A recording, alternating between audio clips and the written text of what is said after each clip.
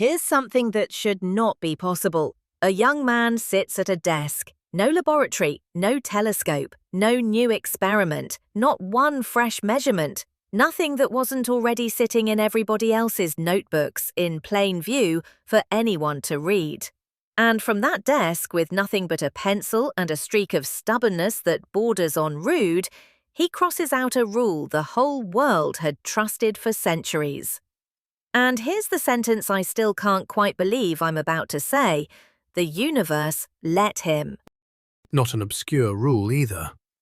He didn't go after some dusty little corner of the subject that only a handful of people cared about. He went after the plainest, most trusted rule there is, the one that says speeds add up. Walk toward the front of a moving train and the ground below sees the train's speed with your walking speed piled on top.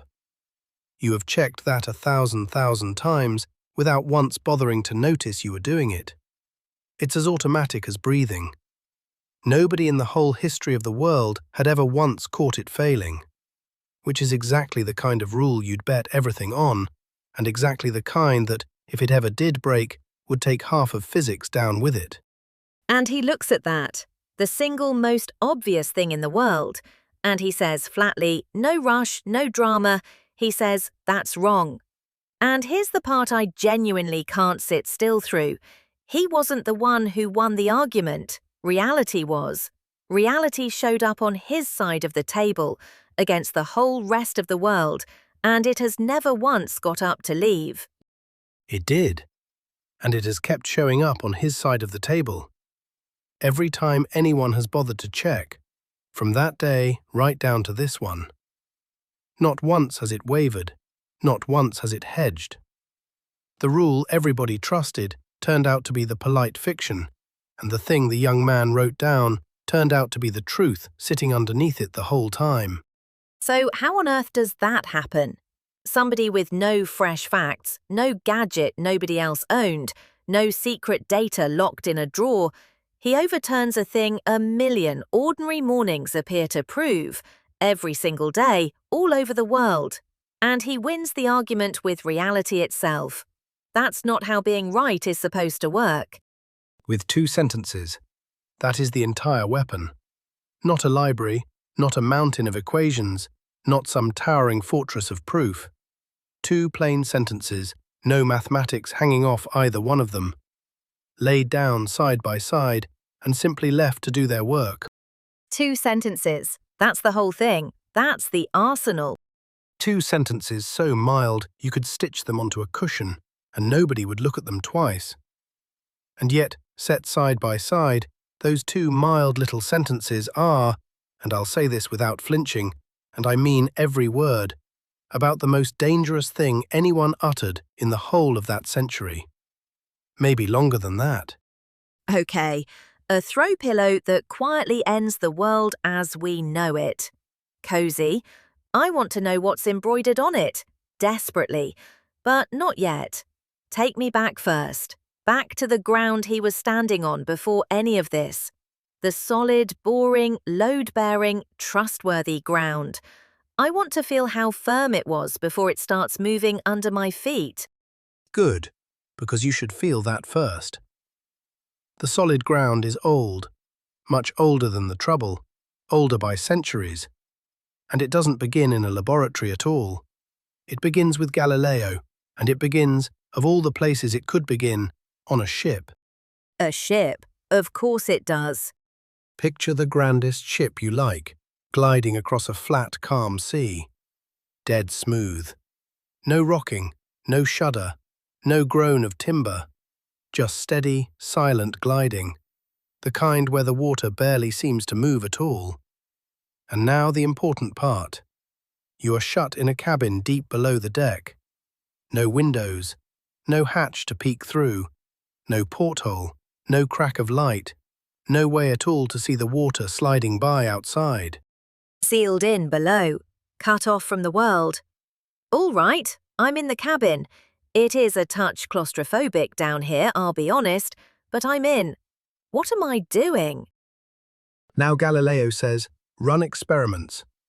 Any experiment you please, as many as you like, Take all afternoon. Drop a ball and watch it fall to the floor. Pour water from a jug into a cup below it. Watch a fish swim its lazy circles in a bowl on the table. Toss a coin straight up over your head and catch it coming back down. Watch the smoke curl straight up off a candle. Set a moth loose and let it wander the room. Throw something soft to a friend across the cabin and have them throw it back. And something's different, surely. Something has to give it away. And nothing whatsoever, tells you whether the ship is tearing across the open water or roped up dead still at the dock. The ball falls straight, same as ever. The water pours straight into the cup. The fish circles without leaning. The moth wanders in every direction just as easily. And you throw to your friend no harder toward the back of the ship than toward the front. The whole little world inside that cabin behaves exactly as if it had never once left the harbour. Even if we're absolutely flying, even if outside that hull we're really and truly moving. However fast, as long as it stays steady. And steady is the whole word here, so hold on to it. No lurching, no speeding up, no slowing down, no swinging around a turn. Glide in a dead straight line, at one single unchanging pace, and there is not one experiment you can run inside that cabin. Not a single one, however clever you are, that will betray your motion to you. That's honestly a little unsettling once it actually lands. You could be hurtling across an entire ocean, faster than any horse could ever run, and inside that cabin it would feel precisely like you're parked in a driveway with the engine switched off. Not a hum, not a shiver, not the faintest word from your inner ear that anything at all is happening. Your whole body would swear on everything it's worth that you were standing perfectly still. You feel parked because, in every single way your experiments can reach, you might as well be parked. There is no test in the world that separates the two. And that is the whole heart of the thing, the seed everything else is going to grow from. Steady motion is undetectable from the inside, not hard to detect, impossible. And that word matters. It isn't that we haven't found the trick yet, or that we need a finer instrument. There is nothing there to find. Steady motion from the inside isn't a hidden fact. It simply isn't a fact at all. So there's no such thing as, what, secretly really moving? There's no true, honest answer to, am I actually moving or not? Not for steady motion, no. There is no gold standard, actually at rest, hiding somewhere out there that the cabin could hunt down if only it tried a little harder. Sitting still at the dock and gliding smoothly across the open bay are, as far as every law inside that cabin is concerned, the very same situation, wearing two different name tags. And the cabin can't read the tags. There's a strange little freedom that comes with that, once it sinks in. You get to call yourself at rest, always, whatever you're doing, and nobody down in that cabin can ever prove you wrong. And this is Galileo, way, way back. Long before any of the trouble we're building toward tonight. This is Galileo's, all of it. And it carries a name worth holding on to tightly, because we're going to need it by name later on. The principle of relativity. The laws of physics simply do not care how fast you happen to be steadily moving. They come out the same, in the very same shape, for everyone gliding smoothly along, whoever they are, however fast they go. The principle of relativity. It sounds like a cathedral when you say it out loud like that. And it's really, at the bottom of it, just a boat and a fish and a dropped coin. A boat and a fish and a dropped coin that quietly run the entire universe. Yes. Don't let the plainness of it fool you, because watch what happens next. Watch who shows up. Newton comes along and Newton builds everything right on top of that boat. Not beside it, on top of it. The whole clockwork, the entire machine of the world. The whole clockwork, Every law of motion Newton ever set down obeys Galileo's principle without so much as a murmur of complaint.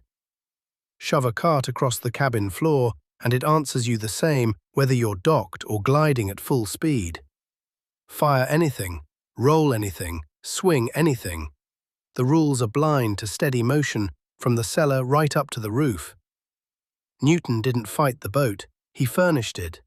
He poured every gear and spring of his great machine into that gliding cabin and never lost a moment's sleep because the cabin held. The principle wasn't a guest in Newton's world, it was holding up the walls. So, by the time that clockwork is finished and standing, this whole idea is just the furniture. It's so ordinary that nobody even remarks on it anymore. It's not even the furniture, it's the floor the furniture stands on. And nobody argues with the floor, nobody so much as thinks about the floor. For centuries, the laws are the same for every steady observer, is simply the sensible, obvious, grown-up way the world is put together. You'd feel a little foolish even saying it out loud. Okay, so that's one great pillar of the old world holding up the ceiling. Steady motion is invisible, but you keep hinting there's a companion. A second thing everybody leaned on, just as hard, without ever thinking about it. There is, and the companion is the one that's about to get quietly taken out back and dealt with. It's the very thing we opened the whole hour with. Speeds add. Speeds add. All right, say exactly what you mean by it. Spell the whole thing out, slowly, so we all feel just how reasonable it is. Back onto the train then. But this time you get up out of your seat and you walk toward the front of it. Nothing dramatic, just an easy stroll down the aisle. Now someone's standing on the ground beside the track, watching you go by through the window. How fast do they see you moving? The train's speed plus my walking speed. Obviously, come on. The train's carrying my whole body along at its pace, and then, on top of all that, I'm adding my own little stroll forward. So the ground gets both of those together, it stacks them. Obviously.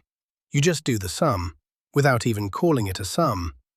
Train plus stroll. And it's the very same story everywhere you look. Hurl a ball forward off the front of a racing cart. And the ball gets the cart's speed and my throw stacked together, one on top of the other. The world watches it go screaming off, faster than I could ever possibly throw it standing flat on the ground. My arm alone couldn't do it. The cart lent it the difference. You've gone and done it all yourself, you see. You didn't even wait for me to finish the setup. You can't help but reach for it. That's how deep in the bone the thing sits. Nobody teaches you speeds add. You were born already believing it, and you'll die believing it too, most likely, no matter what I say tonight. I mean, it isn't exactly a hard sell, is it? Everybody alive has chucked something out of a moving car window at some point, or handed a cup of coffee to somebody across a moving train aisle. You know it in your body long before you know it in your head. The thing you threw lands farther, the coffee doesn't hang in the air.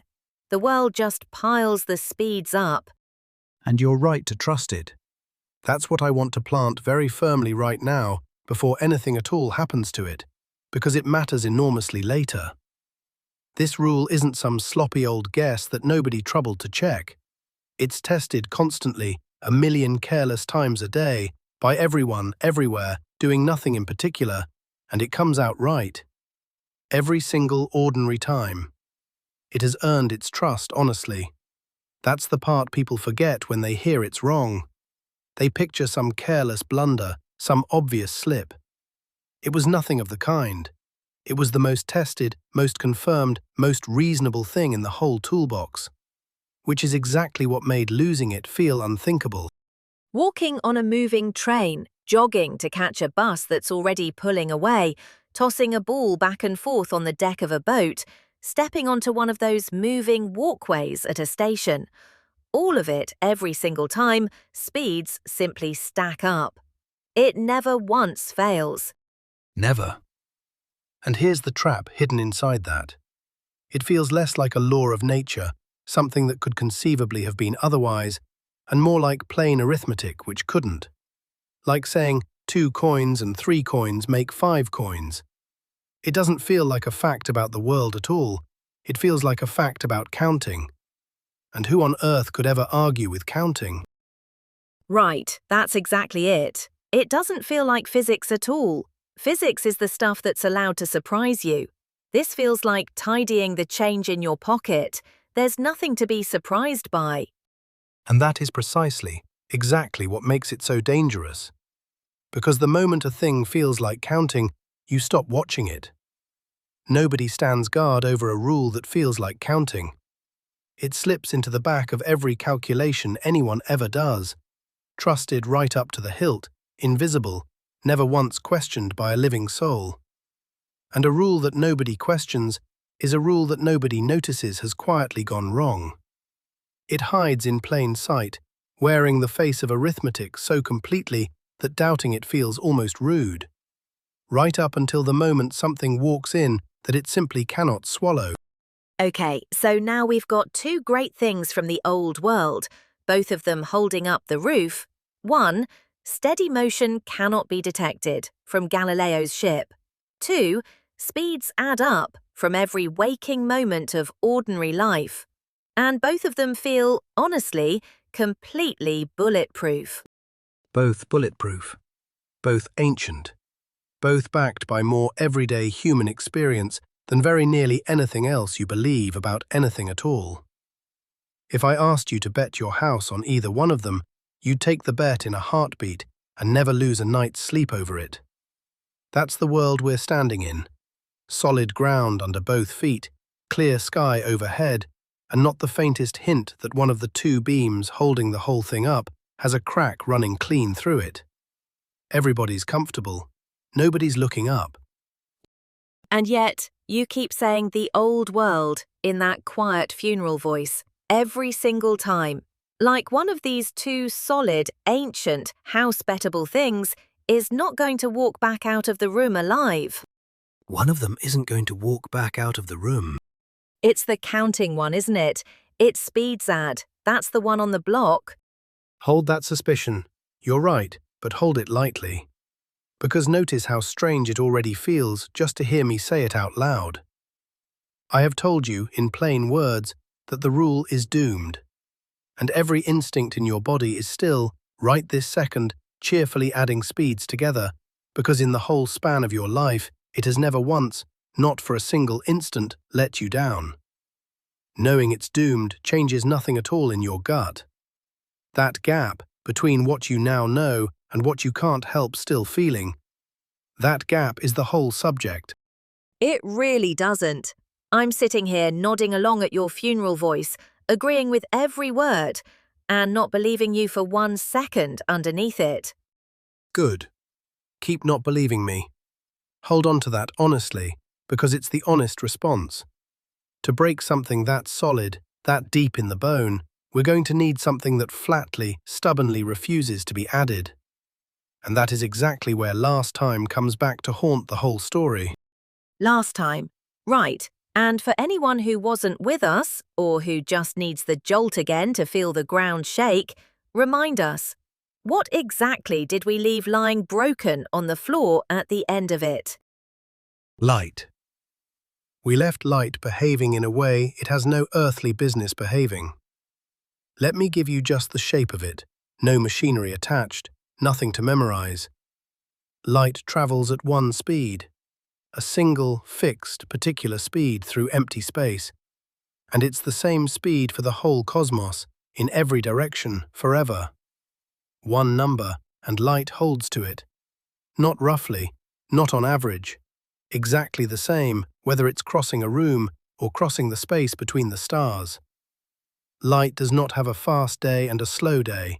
It has the 1 speed, and it never once departs from it. 1 speed. And that number, that 1 speed, that came out of Maxwell. Those are Maxwell's fingerprints on it. It fell out of Maxwell's work like a stone falling out of an open hand. His laws of electricity and magnetism, written down honestly and followed where they LED, simply cough up a speed for light, One number, sitting right there in the mathematics. And here's the sting. Here's the whole future of the subject, folded up in a single detail. They never ask who's watching. They don't ask how fast you happen to be moving when you measure it. They just name the speed once and leave it lying there for everyone.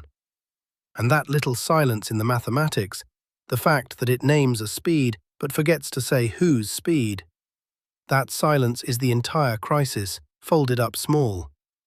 Everywhere else, a speed is somebody's. Here, for the first time, it belongs to no one and to everyone at once. And normally, old world normally, sensible normally, a speed depends entirely on who's watching it. My stroll down the train aisle is one speed to me and a completely different speed to the ground outside. Speed is always somebody's speed. It's never just a bare number sitting there. And there is the collision, sitting right in the middle of the road, waiting patiently for us to walk straight into it. Because now do to light precisely what you did to the ball off the cart. Chase it. Run after a beam of light as hard as your legs will ever carry you. Throw everything you've got into catching up. Same move, exactly the same. The cart lent its speed to the ball, remember, and the world tacked it on. So chase the beam the very same way, and the same arithmetic should hand you a little slice of its lead. That's the reasonable expectation. Hold it in your hand a moment and watch what happens to it.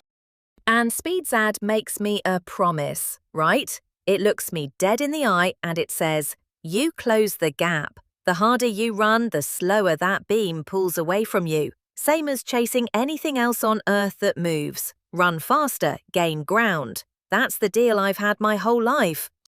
That's the promise Speed's ad makes to your face, in broad daylight, and it has never once broken it before.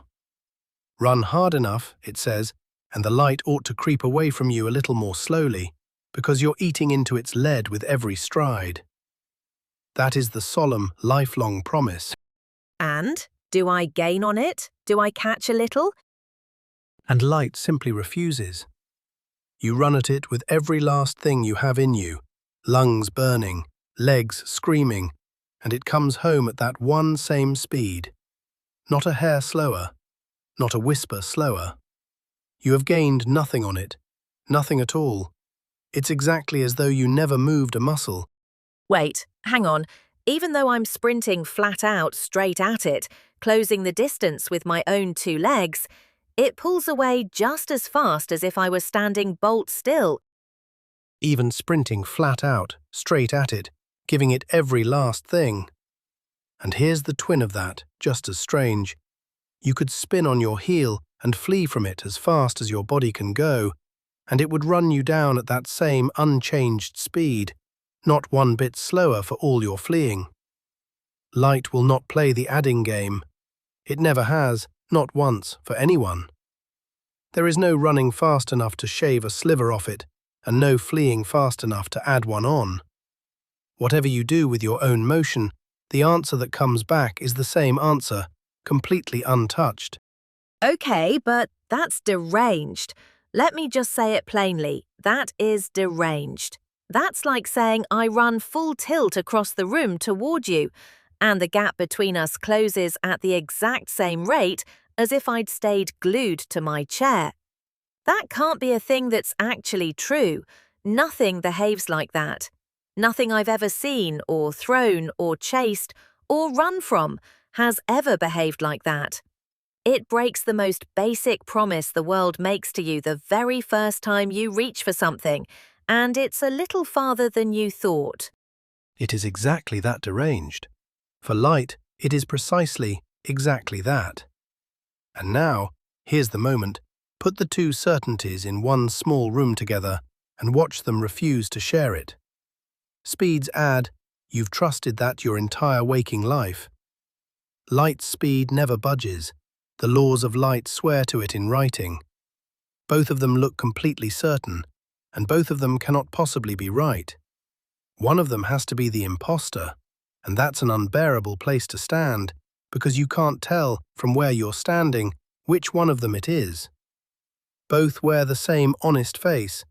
Both have never once let you down, and exactly one of them has been lying the whole time.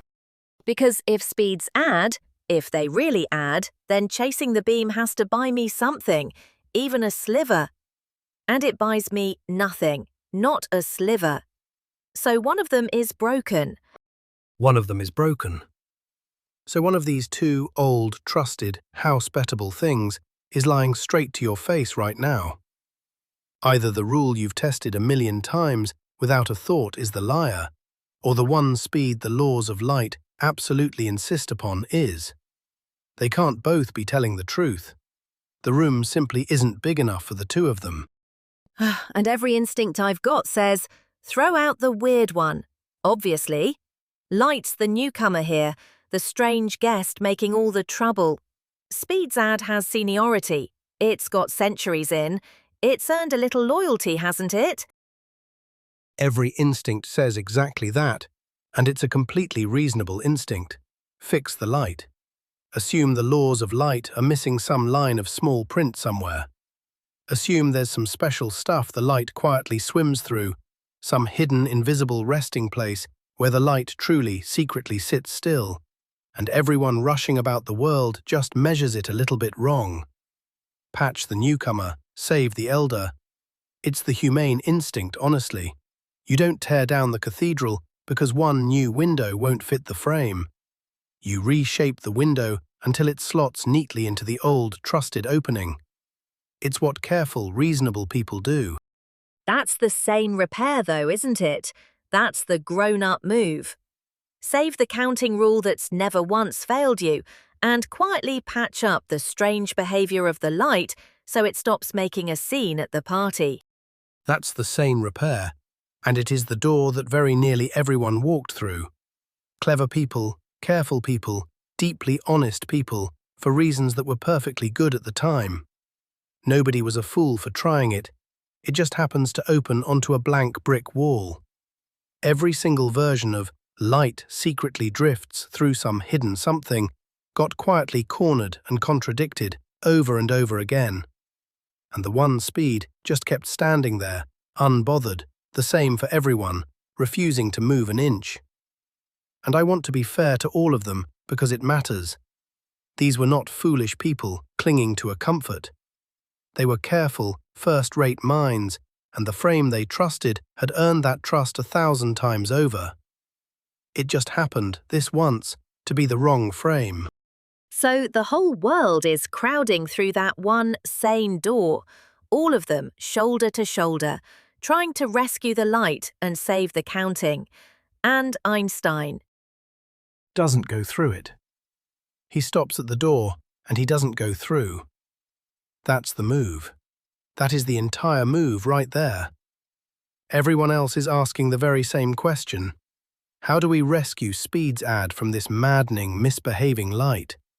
And he stops, and he turns around, and he asks a completely, almost insultingly different question. Which is, what does he ask instead? What if both of them are simply telling the truth? Just both. What if the ancient principle is right, steady motion truly can't be felt, and the one speed of light is right, it truly is the same for everybody, and neither of them is broken in the slightest, and there is nothing at all to fix. But you can't keep both. That's the whole thing. That's the exact thing you just spent the last age carefully telling me. They smash head-on into each other. They cannot share the room. You said it yourself, not 1 minute ago. The room isn't big enough for the two of them. And he keeps both anyway. That's it. That's the audacity, the whole of it, in a single breath. He doesn't pick a winner. He doesn't broker a compromise between them. He plants his feet flat on the ground and he says, both of these are true, and I refuse, flatly, completely, without apology, to let go of either one. And so the world, everything else, all the comfortable old furniture in the whole house, the world is the thing that's going to have to bend to make room for them. Not the rules, the world. Hold on. That's not solving the problem. Let's be honest about what that actually is. That's just Refusing to have the problem. That's closing your eyes and wishing. It looks like cheating, doesn't it? I won't pretend for a second that it doesn't. It looks exactly like a student who's told that two of his answers flatly contradict each other and who simply circles both of them, hands the paper back across the desk, and dares you to mark it wrong. It looks precisely like that. You can't just keep both because you happen to be fond of them both. That's not how any of this is supposed to work. He did, though. He kept both. And here is the thing that turns the cheek into something else entirely, something that isn't cheek at all. Reality agreed with him. He kept both. He followed them wherever on earth they shoved him, no matter how much it hurt to go there, and every strange and uncomfortable place they led him turned out, when anyone finally went and looked, to be true. The circled answer was the right answer. See, and that's the exact part that gets right under my skin and stays there. It isn't that he was cleverer than everybody else in the room. It's not a brains thing at all. It's that he had the nerve, the sheer, flat nerve, not to blink when everybody else in the world did. That's it. And I'd hold that line hard, because it's the truth of him. It isn't cleverness. There were people alive who were sharper with the mathematics than he was, genuinely, and they didn't get there. It's nerve. It's the willingness to say, out loud, these two things are both true, and I will not flinch from that, so let the universe rearrange its own furniture until they fit. Nearly everyone flinches. The clash is just too much, and they look away. He looked straight at it, and he didn't. And there's no trick to it you can teach. That's the maddening part. You can teach the mathematics, but you can't teach a person to stand in front of two truths that hate each other and simply refuse to look away. And no lab. That's the thing I keep tripping over and landing flat on my face. No experiment of his own, no new data, no secret drawer. He just decided the universe had to make sense, sat there at his desk and decided it. And it turned out he was right the whole time. He took what was already lying right there on everyone's desk. The ancient principle, the one stubborn speed of light, both of them public, both of them known to all, and instead of treating the clash between them as a fault to be repaired, quietly, before anyone noticed the smell, he treated it as a message to be obeyed. Take both as bedrock, he says. Both. Then build downward from there, and go and see what the ground actually looks like when you do. It's a builder's move, really, when you put it that way, not a magician's. You don't argue with the foundation. You lay it, level and true, and then you find out what kind of house it will bear. He read the contradiction as a set of instructions. The thing everybody else wanted desperately to hide, he read as the map. As the two rules the universe is actually secretly running on underneath all the furniture. Not a paradox to wriggle out of and forget about. The ground plan of the whole building, printed right there in the clash itself. And the moment you take them that seriously, the moment you stop apologizing for them, they stop being two nice ideas you might happen to hold. And they start being law. Okay, then say them to me. Straight, no run-up, no throat clearing. What are the two rules in the very plainest words you own? 2 sentences, no mathematics. Here is the first one, and I want you to notice, as I say it, how gloriously, almost comically boring it is. The laws of physics are the same for every observer moving steadily. Whoever you are, wherever you are, however fast you happen to be gliding, as long as it's smooth and unforced, no lurching, no turning, the same laws, in the same shape, for every last one of you. That's Galileo's ship. That's the boat and the fish and the dropped coin. You just handed me straight back the thing we opened the whole hour with. That's not new. That's the antique. I handed you back the exact thing we opened with, on purpose, because that's precisely what it is. Rule 1 is centuries old. It is the principle of relativity, word for word, no changes made. Steady motion cannot be felt, so the laws are simply forbidden from playing favourites among steady observers. There's no privileged one. No secretly really at rest fellow that the laws quietly prefer over all the others. So, Rule 1 is the heirloom, the family silver, handed down, polished, familiar in the hand. There's nothing new in it whatsoever. He didn't invent a single word of it. Almost nothing new. Almost. There is one quiet little widening tucked away inside it, and that one widening turns out to matter enormously further down the road. Galileo and Newton, when they said it, meant the laws of motion. Balls, carts, coins, the whole mechanical world of pushes and pulls and falls. Einstein says, all the laws, every last one of them, no exceptions carved out anywhere. Electricity included, magnetism included, and light most of all, included. And that small widening is doing something enormous underneath the calm. It quietly promises that a beam of light shone inside the sealed cabin obeys the very same law gliding as it does tied up at the dock. Innocent sounding, but it's the thread that, once you take hold and pull, the whole old world comes unraveling. Ah, so he takes the old ship, the one built for dropping balls and pouring water, and he stretches the hull until it covers the new physics as well, until it covers the light itself. He stretches that cabin until it covers absolutely everything there is. Whatever experiment you run below decks now, drop a ball, run a current through a wire, shine a lamp across the room, every one of them has to come out identical, whether you're roped at the dock or gliding at full speed. No experiment of any kind at all, mechanical or electrical or shining bright, gives away your steady motion. Not one in any corner of the whole of physics. He seals the hull completely. Nothing leaks. No experiment, however cunning, gets a single message out to tell you which way or how fast you're gliding. And the moment you insist the light behaves the same as everything else in that sealed cabin, that very moment you have quietly signed up for far, far more than you bargained for. Which, said like that, sounds generous and reasonable and honestly barely worth writing down. It sounds like an accountant tidying up, extending an old rule to cover a couple of cases it always should have covered anyway. It sounds like exactly that, a spot of tidying, extending a trusted old rule to a few obvious new places it forgot to reach. And here's the thing, if he had stopped right there, at Rule 1, and gone home for the evening, nobody's world would have so much as cracked. Not a hairline.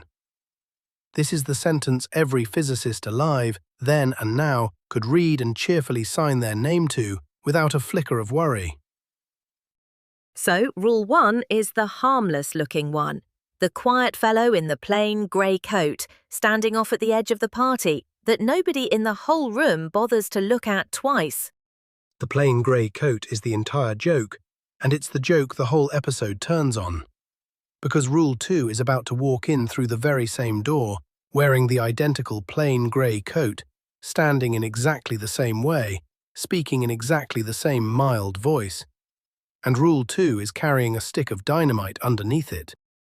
Okay, that is now the second time you've quietly smuggled a bomb into a perfectly nice, well-behaved sentence and set it down on the table like it's nothing at all. Come on, enough teasing. Let's hear it. Hand me Rule 2. Before I say it, just sit for 1 second with me in how gentle Rule 1 was. How completely unobjectionable. Nobody on earth would fight you over it. Hold that exact feeling in your chest. The mildness of it, the sheer reasonableness. Because Rule 2 is going to arrive dressed in the very same soft clothes, in the very same reasonable voice, and it is going to sound every bit as harmless. And it isn't. That's where this is going, isn't it? It sounds the same, and it isn't. And it isn't. It is not harmless. It is, very quietly, catastrophically the opposite of harmless. All right, I'm braced. Both hands flat on the table, feet on the floor. Give me Rule 2. Say the whole thing. The speed of light in empty space. is the same for every steady observer. However fast you move toward the light, however fast you move away from it, however fast the thing that made the light was itself racing along at the moment it made it, the speed you measure, when you finally go and measure it, is one and the same. Always. For all of you. The same. For everyone. No matter what any single one of them happens to be doing at the time. No matter what, for any of them. Chase it as hard as you like, same speed. Flee from it as hard as you like, same speed. Fire it off the front of a racing lamp or off a lamp sitting stone dead still on a shelf. Same speed, either way, no difference at all. That one number Maxwell's laws quietly named and left lying there, now promoted, by hand, to a rule that must hold for every steady observer alive. A commandment. Strip away every circumstance a speed would normally care about. The lamp's motion, yours, anybody's, and the number just sits there, unmoved, the same for the runner and the sleeper alike. That indifference is the whole shock of it. And on the surface, I'll be honest, that sounds like more of the same. It sounds like another verse of "The laws are the same for everyone." So why is this one the stick of dynamite, and the first one was just an old man tidying his desk? Because of what this one forbids. That's the whole difference. Read it again, slowly, right now, and this time listen underneath the calm surface for the thing that's screaming. The speed of light is the same for every steady observer, no matter how fast that observer is moving. Sit on those last words a moment, no matter how fast the observer moves. Right, and oh no, oh, I see it. No. There it is. There it is. You just felt the floor shift under your own 2 feet, didn't you? I watched it happen to your face. Because that is the exact thing SpeedZad will not allow. If I chase the beam, adding swears up and down that the gap should close, that the light should reach me a little slower because I'm running straight at it. And Rule 2 turns around and says, no, same speed, you gained nothing. They cannot both. They cannot both stand. Not together, not in the same room, not for one single second. And Rule 2 does not back down, not an inch, not a hair.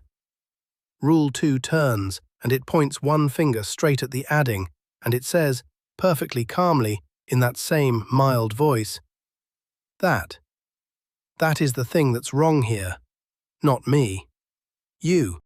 So this innocent little sentence, this light travels the same speed for everyone, this thing you could read off a cereal box, quietly reaches all the way across the table and strangles the counting rule. The rule I'd have bet my house on, with no sound at all. In the same plain grey coat, in the same reasonable voice, without ever once raising it above a murmur. That's why I keep going on and on about the coat, because that's the whole trick of it. Rule 1 you'd sign without even reading it through. Rule 2 reads word for word almost the same cadence, the same mildness, and it is, very quietly, the single most radical thing in the entire subject. Nothing else in it comes anywhere close. Everything strange that's coming, everything this whole season is going to throw at you, all of it is just this one sentence, followed honestly all the way to the end. It looks like a footnote. It's the engine. And this is the one that's genuinely, actually new. This is Einstein's own. This isn't Galileo's hand-me-down in a fresh coat. This one he brought himself. This is the leap. This one right here. Rule 1, he inherited. He polished it. He widened it, but he inherited it whole. Rule 2, he demands. He takes the one speed the laws of light kept stubbornly insisting on, the very thing everybody else was busy trying to explain away or usher out the back, and instead of apologizing for it, he makes it law. Not, light happens to come out looking this way, how odd. No, light's one speed is a rule the universe is simply bound to obey. For everyone, always, everywhere, no exceptions filed with anyone. So he didn't discover Rule 2 then? Not really. Not the way you discover a new planet or a new bone in the body. He decided it. He chose it. He elected it. That's the better word. He elected it, the way you elect a principle to stand your whole weight on. He took a fact that kept embarrassing everyone at the party, the one they all kept trying to walk quietly toward the door, and he said, "Stop. Stop apologizing for it. This isn't a glitch to be swept up before the guests notice. This is a principle to be stood upon, with both feet, in front of everyone. Set it up right next to the ancient one, shoulder to shoulder, equals, and let them both simply be true." And the instant he does that, the instant the one speed stops being a puzzle and turns into a principle, the whole question changes underneath him. It's no longer, why does light behave so strangely? It's, given that it must, what kind of world are we actually living in? A completely different question, a far more dangerous one. And that's the whole difference right there, isn't it? That's the fork in the road. Everyone else in the world looked at the one speed of light and saw a mess to be mopped up before it stained anything. And he looked at the identical fact and saw a commandment, carved in stone, older than all of them. As bedrock. Exactly as bedrock, the thing you build down to, not the thing you clean up and hide. And notice, I really want you to notice this. Still no mathematics anywhere. I haven't written a single symbol, not one, this whole time. 2 sentences, spoken plain. The laws are the same for all steady observers. Light speed is the same for all steady observers. That, and nothing more, is the entire foundation of everything that's going to follow us for the rest of this season. 2 sentences that you could, just exactly like you said at the very start, embroider onto a cushion and set out on the sofa, and nobody would flinch walking past them. A cushion you would not, however, want to rest your head on and go to sleep, because the instant you accept both of them together, truly accept them, both at once, no fingers crossed behind your back, no quiet little exceptions saved up for later, they begin, very gently, very politely, to pull the whole floor up out from under you. And they don't stop pulling. Okay, so then, what does it cost? You've been promising me a price this entire hour, dangling it just out of reach. Out with it. When I hold both of these 2 mild little sentences at once, what actually breaks? What's the bill? Now we come to the hard part. And I want to be honest with you that it is the hard part. So here's what I'm going to do. Tonight I'm going to point at the cost. I'm going to walk you right up to it and point straight at it. I am not going to pretend to hand over the payment. Not tonight. Fair enough, that's fair. Point at it then. What's the very first thing to go over the edge? Speeds ad. That one we already sentenced together, you and me, a while back now. If light speed genuinely cannot be caught by running, and it can't, then piling speeds up on top of each other, train plus stroll, cart plus throw, simply cannot be the true rule of the world underneath. It's a wonderful approximation, a beautiful one, honestly. For trains and carts and thrown coins, it sits so close to right that you will never, ever see the seam with your own 2 eyes. But it is not the law. The law is something quieter and stranger, and speed's ad is only its comfortable everyday costume, a costume that fits so perfectly for everything you'll ever touch that you'd swear it was the body itself. It's only out chasing light, where the speeds get enormous, that the costume slips and you glimpse the stranger shape underneath. Okay, but I'd already made my peace with losing that one. Grudgingly. You've been circling it like a very patient vulture the whole hour. I saw it coming a mile off. Fine. Speed's ad goes. What else? You said the first thing. Right. But here's the thing nobody sees coming, the thing that's actually cruel about it. Speed's ad does not fall by itself. It doesn't go quietly, alone, into the dark. When it finally goes down over the edge, it goes down clutching something else's hand, and it drags that something down into the dark right along with it. Something you would never in 1,000 years have thought to worry about. And what is it holding on to on the way down? What's it dragging over the edge with it? Time. Time. Say that again. Time. The shared universal time. The one great clock standing behind all the little clocks. The master clock the whole world is quietly reading off without ever knowing it. Newton's clockwork, remember, didn't only assume the laws were the same for everyone. It assumed a single time. One time flowing at the very same rate for everyone, everywhere, all at once. One grand universal now ticking across the entire cosmos in perfect, silent step. Your now and my now and the now on the far side of everything, all the same now, no gap between them. And that single shared moment is the last, deepest assumption hiding in the old machine. Nobody ever wrote it down because nobody dreamed it could be otherwise. The thing where, if it's this exact moment for me, right here, then it is just plainly, obviously, this same moment for you too. And for everyone, every soul, everywhere, always. That's not even a belief when you say it, that's just what a moment is. That word, that plainly, that obviously. That is the casualty. That one little word, obviously, is the thing that dies here. Follow the two rules honestly, all the way to the end. Keep both and drop neither. No cheating at the last step where it hurts. And that universal, shared, single time cannot survive the trip. The one now that everyone was supposed to agree on, without even having to think about it, doesn't hold together anymore. It comes apart in your hands. Okay, wait, hold on.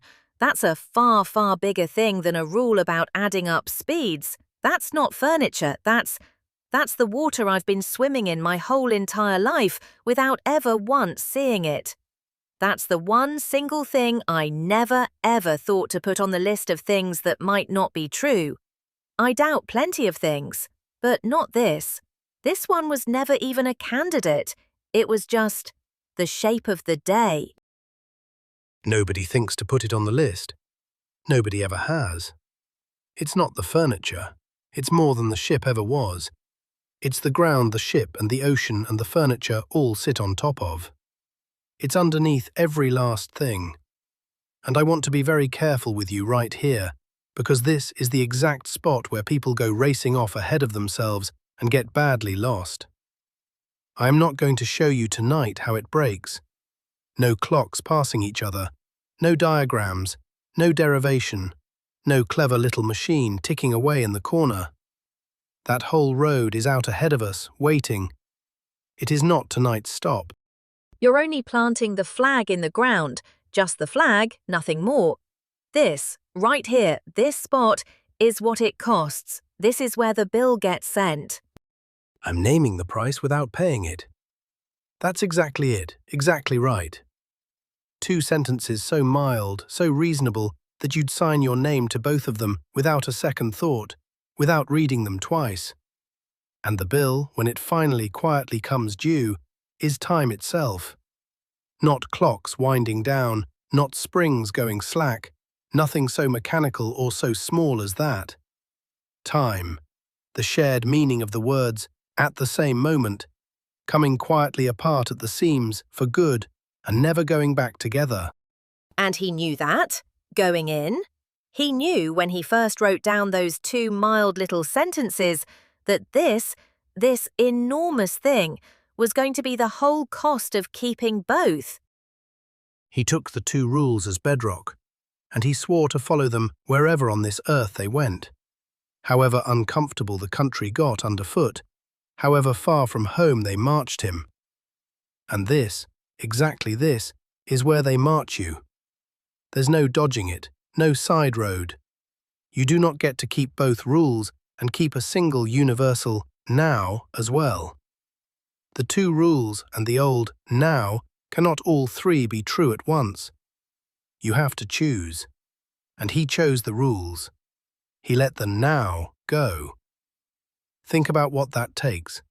To give up the one clock behind all clocks, not because an experiment forced your hand that morning, but because two sentences you decided to trust told you it had to go. He trusted them more than his own bone-deep sense of now. Almost nobody alive would make that trade. He kept the two humble little sentences off the cushion, and he let the universe keep the bill. He just handed it straight over. He let the universe send the bill straight to time, and he paid it, in full, without a single word of complaint, because the two rules told him he had to, and he had already decided, long before the bill ever arrived, that the two rules were simply the truth. Everything else in the whole world was negotiable, not those two. So where does all of this actually leave us, tonight, standing here at the end of it? We've got the two rules planted firm in the ground, and we've got a bill we haven't quite dared to open yet. We've got the two rules standing upright, side by side, in their matching plain grey coats. And we've got the very first crack, running out from underneath them, straight toward the one thing in the whole world we trusted the most. And notice, this really matters. Notice what we never once touched all night. No gravity, nothing falling, nothing speeding up or slowing down or swinging around a corner. Just steady, smooth, unhurried gliding from the first minute to the last. That is the reason it's called the special case. The special one is motion that never changes, the calm and gentle kind. All the harder country, the falling, the turning, comes later, not tonight. The special case of the calmest, gentlest, most boring possible motion there is, the sealed cabin gliding on a flat, calm sea, and it's already this dangerous. That's the part that stays with me. We were so careful. We picked the very safest thing we could find, and it still cracks right down the middle. Already this dangerous. Two plain sentences, not one single equation anywhere in sight the whole night through, and the flaw beneath space and time has already started. Just barely, just at the very edges, right where you can only just feel it, to tilt. So next time we actually stand there and feel it tilt for real. We watch the thing go over. Next time we go after the very first casualty by its name. Picture it now and carry it with you into next time. Two people gliding smoothly past each other, out on the flat calm, each of them holding rule 2 tight to the chest, each of them dead certain the light runs at the very same speed for the both of them. And the two of them, try as they might, cannot agree on what the word now even means, on what counts as happening at the very same time and what doesn't. The death of now. Right, okay, I am going to go and sit somewhere very quiet with my one universal clock and hold it in both hands, while I still believe in it, while I still can. See you next time.